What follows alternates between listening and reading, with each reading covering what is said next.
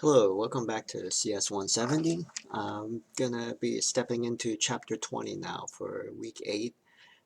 So let's go down here. We're in the modules and go to week 8 resources right here.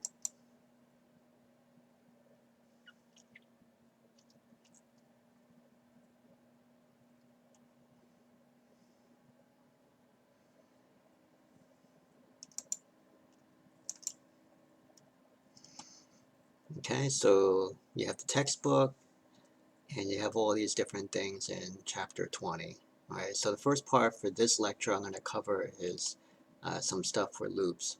We'll cover arrays in another video. Okay, resources again, W3 schools, they have arrays here, and then some vocabulary here. Okay, and some more resources down here. Okay, um, let's step through and then I'll make some comments as we go through. So let me see here. Alright, so there's this idea of a loop, and basically it's a way for you to what they call iterate, right? Iteration principles. It means kind of go through something over and over again, and there's a way to process it, and I'm going to step into that in a second. Okay, so JavaScript rules for loops, and we'll go through the different parts of a loop. This idea of an infinite loop, and then be able to trace through the loop and figure out what the values are. So I'll do an example of that, and then arrays will be another lecture. Okay. So here's a reference to something that you might be able to, or a metaphor you may be able to look at. So you have a music, you want to play that song repeatedly, you can put it on to repeat here, right? You can see this little circle with the arrows, circles it around. Okay, so it plays it over and over again while you have this on. Now, we have something here. You can see we have some variables up here. We have these answers and controls set to 1. Okay, and we'll basically do similar types of processing until we reach a certain value, right? So this is if the count is less than or equals to y is 3. Okay, so it's less than or equal, it's 1, right? So it's 1 less than equal to 3, so this is good.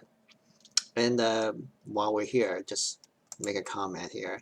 So this is less than or equal, right? So don't get this confused with what we've been talking about has been a common issue in terms of double equals. So less than or equal, this works fine from a conditional statement, right? So if the count's less than or equal to y, then go into here, right? And then the answer is answers times x. And then you're going to add 1 to the count, right? CNT, we're saying that's the count. Okay, so in this case, you got 1 plus 1 equals to 2, so now count becomes 2. The answer is times x, okay? So this is 1 times 4, this comes out, this is 4, okay? Now your count is now 2, if you remember. So 2 is less than or equal to 3, so that's fine, and you'll continue to do this math, and you'll come all the way through to here, okay? I already put this code into my JSDO. Let me take out this guy here for a second and run this, and you see the answer is 64, right? So that's where I did the alert answer down here. Of course, I forgot my semicolon here. I have that, but it still works, it's fine. So if the count is less, then you have this, then still less here, right? Because this is 3, it's going to go 1, 2, and 3. And then it's going to keep on doing this multiplication, okay? So you can trace this on your own. It should be fairly straightforward to trace this out on your own. But this is the idea, right? You have a little bit of a counter and you keep on going. Now imagine if I made this counter to be like 100. So, count is less than or equals to y, where y goes up to 100 instead of just 3. Okay, then you can see we're going to have a very long piece of code here. Not that you can't do it, of course you can do it, but there's an easier way to do or simulate what this is doing. Okay, and this is where the idea of loops comes in. So these are different things that you can think about, right, from a flowchart perspective. Here's start. All right, you're going to initialize it. Remember we did the initialization up here. All right. So you initialize it, and then you do a test, right? And these were all of these tests are, right? If count less than or equal to y. Okay. Um, so if it's false, that means you get out of that loop, right? But if it's true, you're going to go into the body of the loop, and you're going to do some work here. And then you have to increment that counter. Increment the counter. A lot of times you'll see it go up by 1, but it doesn't have to go up by 1. You can make it go up by 2 or 3. You can even make it go negative, right? So you can start from a high number. So imagine this was the 3, and you start off at 1.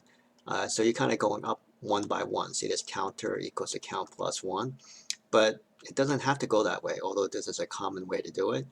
It could go up plus 2, right? You can keep on incrementing plus 2. It can also be doing minus 1. So maybe I started at y equals to 3, and maybe the count equals to 10, right? So starting at 10, and then instead of doing this being less than or equals to y, I flip it around, and I keep on doing a minus 1 here until the count goes down to 3, okay? So it's like a little bit of a countdown timer there. But anyway, this is the increment here.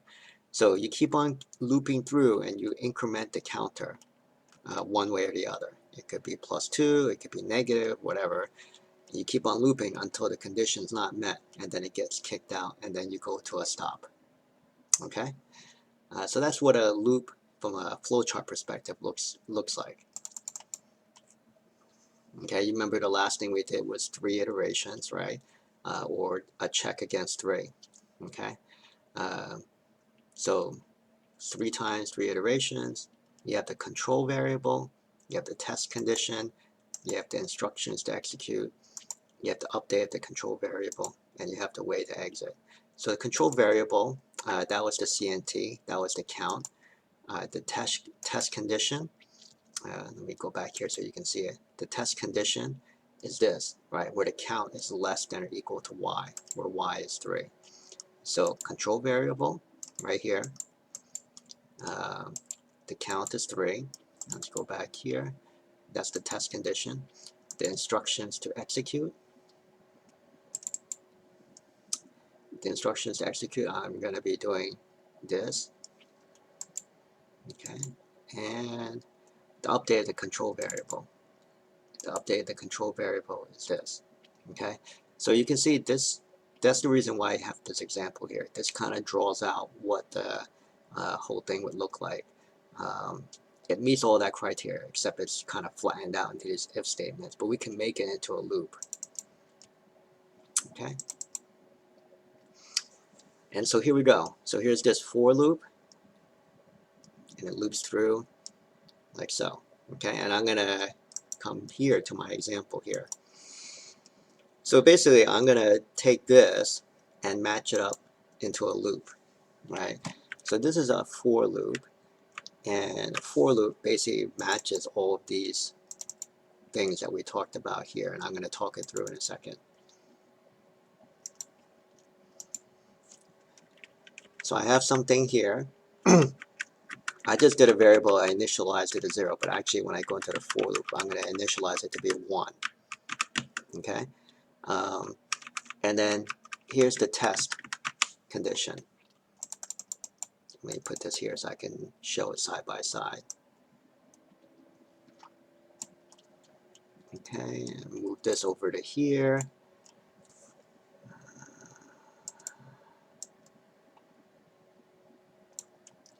Okay, so j equals to 1.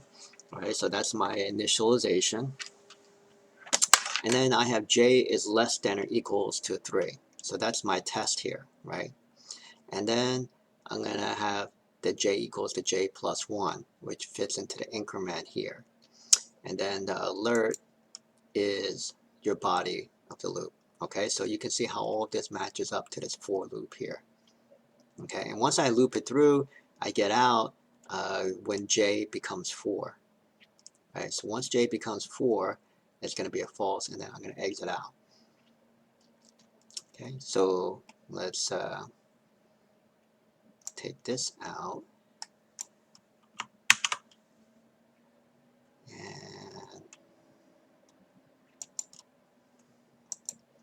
and actually I should just do an alert for j out here.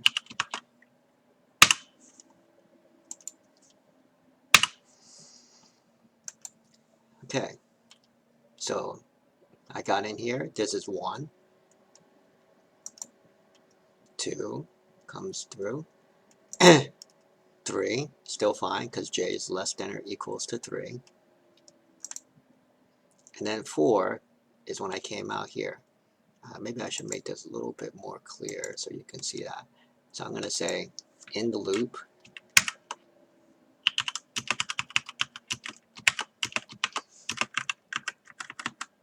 and out of the loop.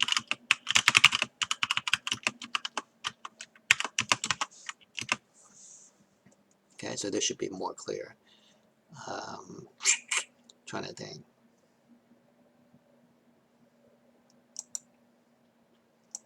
Let me say j is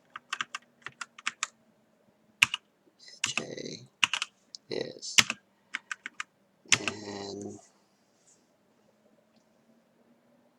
see if there's anything else. Oh, j should be the only thing. All right, let's run this. All right, so in the loop, j is 1, which is what we expect. It's right here. J is 2. This is fine. J is 3, right? Because j is less than or equals to 3. And out of the loop, and j is 4. All right, so that's fine. Let me play around just a little bit more to explain the increment a bit more. So let me do, let's say 7, and I can do j plus 2. Let's see what happens when I do that. All right, so the first time I go through, j is 1, which is fine. Oops, I didn't do that. Okay, now it's 3. See what happened there? Right, so I started off at 1, but because I did j plus 2, now the next time it went around is 3, which is still less than 7, so I'm still good. Now I'm 5. Now it's 7. And now I fell out of the loop, and it's at 9. Okay, but you can see here, I've been incrementing by 2. Now let's flip this around. I'm going to start off at a high number here, and I'm going to do a -1. So I'm initializing at 10, and then I'm going to make this greater than or equals to 7, let's say. Alright, so repeat what I just put in there. Now I initialize the j at a number 10, and then it's less than or equal to 7, greater than or equal to 7, and my test condition. And then j is going to decrement now, right? Or you can say increment by -1. Alright, so 10, 9, 8, 7, and I'm out of the loop at 6. Okay? Right, so hopefully this gives you some ideas about how to play around with this increment and decrement to do different things. Alright, let me do one last thing just to keep on going with this theme. Let's do 3. greater than -1. Okay, so it started off at 3, which is right. 2, 1, 0, -1. Right, so I've gone to -1 because I'm still doing -1 here, and I'm out of the loop at -2.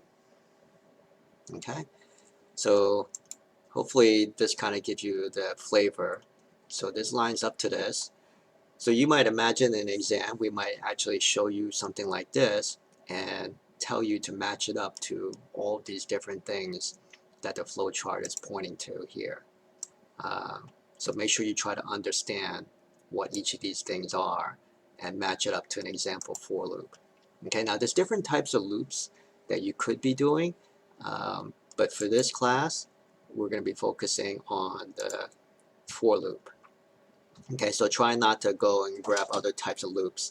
Although you can do other loops in Java, this is the one, or JavaScript, this is the one that you should focus on. Okay, and this is what we're going to be teaching. And here, we were here, control specification separated by semicolons. Don't forget these semicolons here. Okay, and there's an interesting point here. You can do J++, right? J++ means you increment it +1. Okay, so you don't have to say J equals to J plus 1.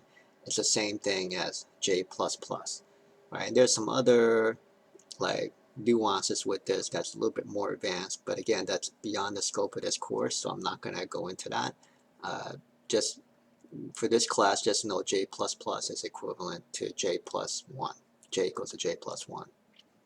Okay. Trying to think what I should continue or stop here.